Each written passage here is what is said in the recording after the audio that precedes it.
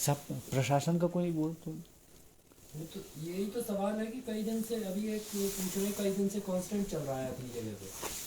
तो ये माहौल बनाने की कोशिश कर रहे हैं कि कोई दरार नहीं है। मुझे अभी वो हिंदुस्तान टाइम्स वाला भी पूछ रहा था, मैं एक बार देख लेता हूँ उसको। उनका तो बयान भी आ गया ना, 3-4 पानी निकल चुका है दलदल सबसे।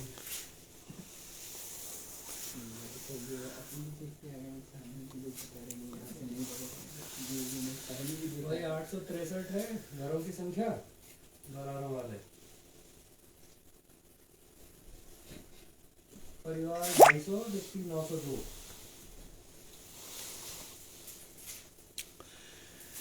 ये तो कम हो गए फिर। हाँ ये तो कल ज़्यादा थे, 963 थे। ये दरारें बढ़ते से ही।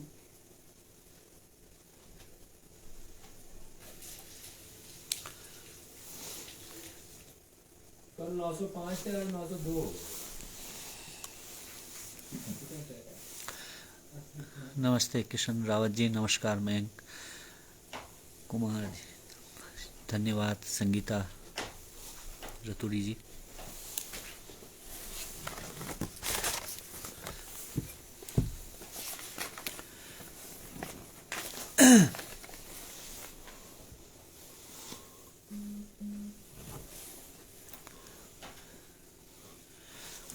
सलाम डिनो भाई।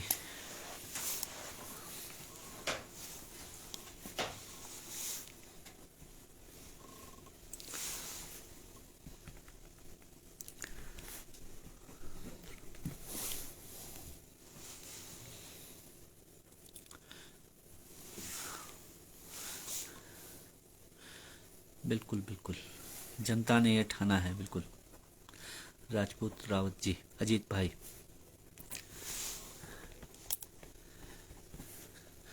सलाम गजेंद्र भाई।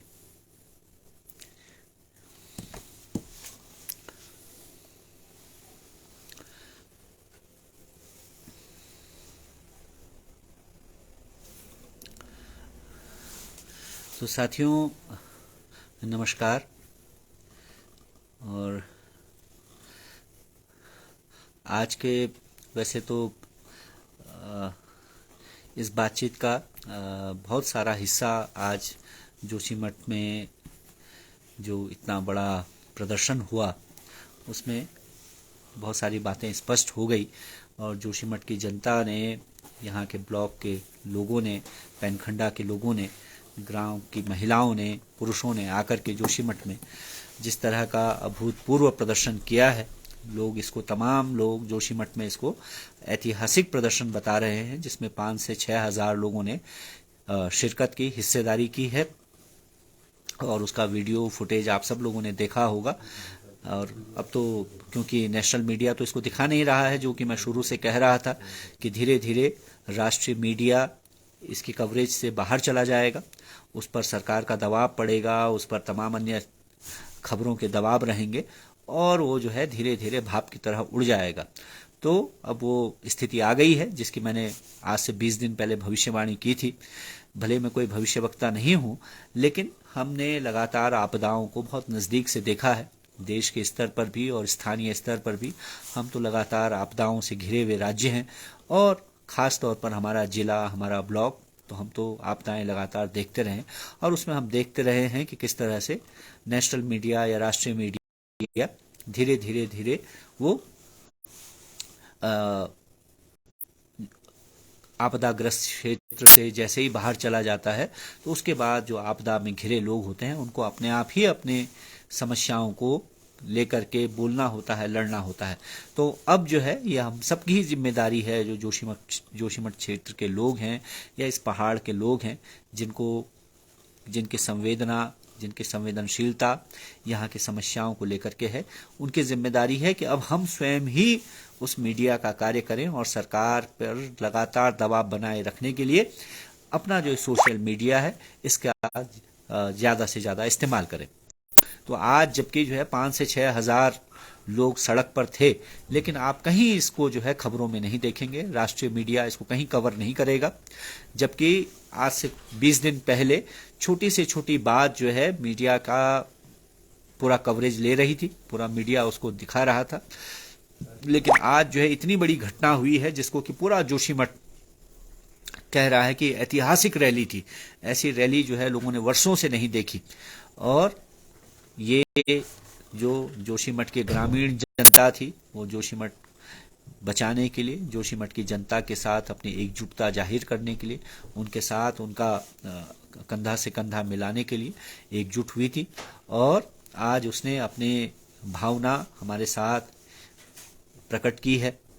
और उन्होंने ये भी दिखाया है सरकार को कि ये केवल जोशीमठ का सवाल नहीं है, ये जोशीमठ केवल जोशीमठ शहर के नागरिकों का नहीं है, बल्कि इस जोशीमठ के आसपास के जो 50-55 ग्राम सभाएं हैं, उन सब ग्राम सभाओं का भी जोशीमठ है।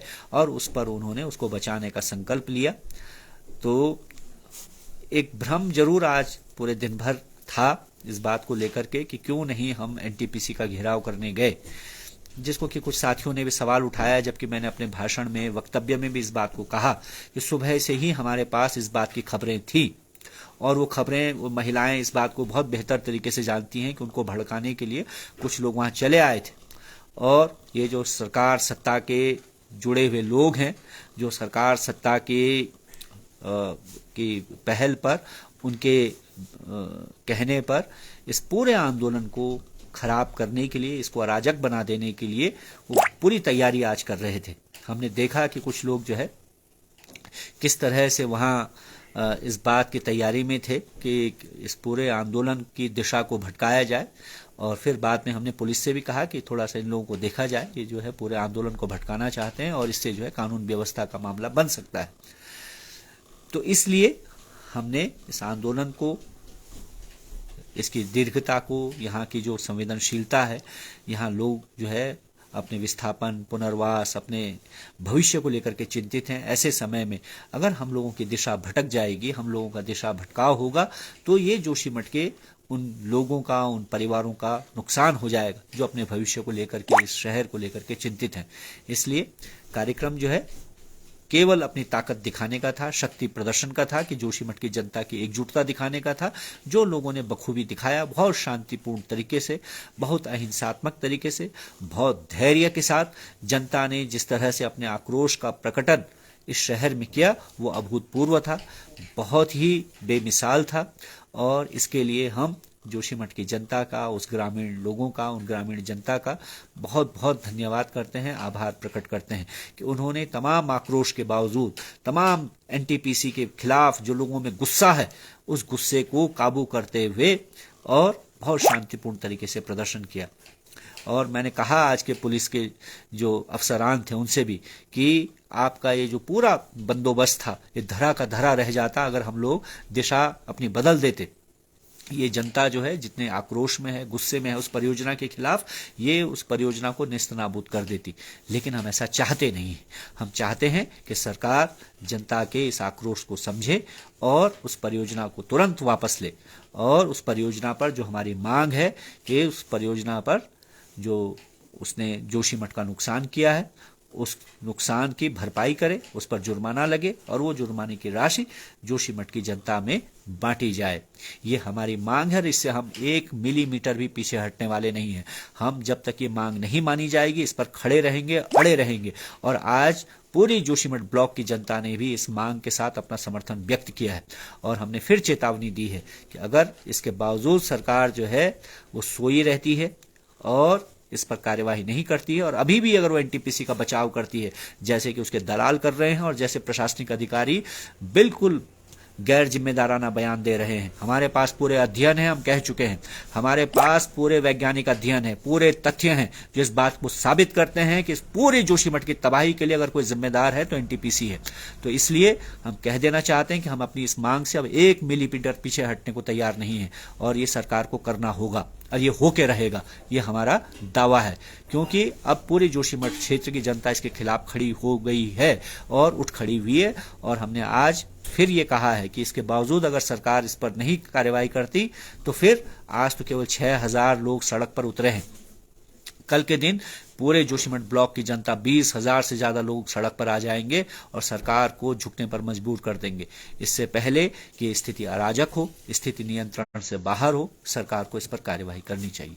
दूसरी बात, जो सरकार जो है लगातार इतने दिन के बाद भी लोगों के पुनर्वास विस्थापन को लेकर के नीति अभी तक नहीं लेके आई है। वो ये तय नहीं कर पाए हैं किस दिशा में वो कार्य करने वाले हैं। जोशीमठ के लोगों का क्या भविष्य होगा, लोगों का कैसा जीवन होगा, उनके घर मकानों का क्या होगा। सरकार ने लोगों के घर मकान तोड़ने शुरू कर दिए हैं, उन पर लाल निशान, काले निशान, पीले निशान लगा दिए हैं और लोग आशंकाओं से घिरे हुए हैं कि उनका भविष्य क्या होगा। और सरकार के पास न कोई दिशा है, न कोई कार्यक्रम है।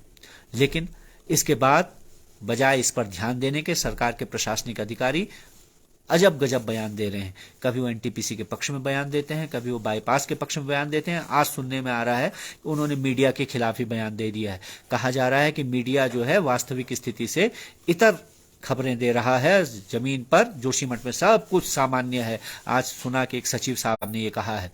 अरे साहब, अगर सब कुछ सामान्य है तो ये 6,000 की जनता सड़क पर क्यों आ रही है? ये 300-300, 500-500 लोग क्यों धरने पर बैठ रहे हैं? क्यों ये मजबूर हैं इस ठंड के बावजूद सड़क पर निकलने के लिए? तो आप वास्तविकता से मुंह नहीं चुराएं। आपके कह देने से चीजें सामान्य नहीं होंगी, आपके करने से चीजें सामान्य होंगी। और आप करने के नाम पर केवल जो है मुंह बजा रहे हैं, मुंह चला रहे हैं, इसके अलावा कुछ नहीं कर रहे हैं। और ये जो आप कर रहे हैं इससे जनता का आक्रोश बढ़ रहा है। इसलिए कृपया अपनी जुबान पर लगाम लगाएं और अपने हाथों को काम पर लगाएं, ये ज्यादा जरूरी है। तो इसके अलावा आपने कहा था हमको 5 तारीख जनवरी को कि हम लगभग 4,000 जो है प्री फैब बना करके देंगे, लेकिन बजाय वो बनाने के आप क्या कर रहे हैं? आप कभी पीपल कोटी जाकर के बयान दे रहे हैं कि हम पीपल कोटी में लोगों को बसाएंगे, कभी आप बयान दे रहे हैं कि हम ढाक में जाकर के लोगों को बसाएंगे, जबकि हम कह चुके हैं कि जोशीमठ में इतनी जमीन है कि आप जो है 4,000 से ज्यादा प्री फैब्रिकेटेड हाउस यहाँ बना सकते हैं। लेकिन आप वो बनाने के बजाय केवल बयानबाजी कर रहे हैं। तब हम ये कहना चाहते हैं कि लोगों के लिए अस्थायी निर्माण के कार्य के तौर पर प्री फैब्रिकेटेड हाउसेज आप तुरंत बनवाइए। लोग जो है वो एक एक कमरे के मकान में, एक एक कमरे के घर में परेशान होने लगे हैं और उनका जो गुस्सा है वो जो है अब सहन शक्ति से बाहर जा रहा है। लोग जो है इस चीज को अब सहने को तैयार नहीं है। लोगों का मानसिक स्वास्थ्य खराब हो रहा है। लोगों के बच्चों के पेपर हैं, हाई स्कूल इंटर के बच्चों के पेपर हैं। कल परसों से स्कूल खुलने वाला है, फरवरी फर्स्ट वीक में। और आप जो है वो व्यवस्था करने के बजाय आप जो है मजाक उड़ा रहे हैं। लोगों ने आपसे फेसबुक पर मजाक किया ये कि जो है कुछ नहीं हो रहा है तो जो विधानसभा का भवन खाली पड़ा है भराड़ी सैंड में, वहां लोगों को बसा दीजिए। और आपने इसको सीरियसली ले लिया। आप इस मजाक को भी जो है गंभीरता से लेकर के कह रहे हैं भराड़ी स्टैंड लोगों को भेज देंगे।